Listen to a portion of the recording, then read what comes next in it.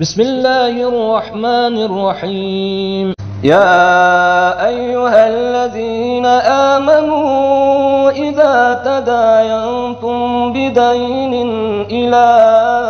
أجل مسمى فاكتبوه، وليكتب بينكم كاتب بالعدل،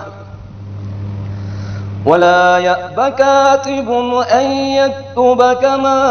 علمه الله، فليكتب وليملل الذي عليه الحق وليتق الله ربه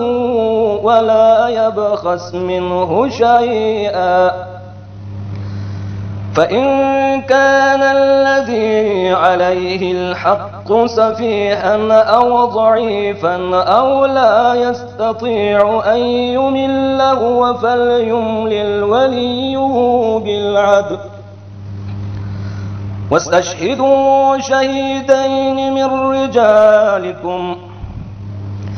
فإن لم يكونا رجلين فرجل وامرأتان ممن ترضون من الشهداء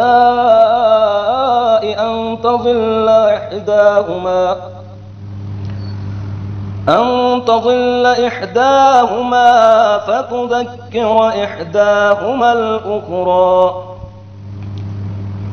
ولا يأبى الشهداء إذا ما دعوه، ولا تسأموا أن تكتبوا صغيرا أو كبيرا إلى أجله، ذلكم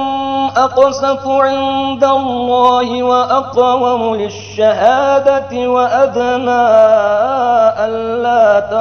ترتابوا، إلا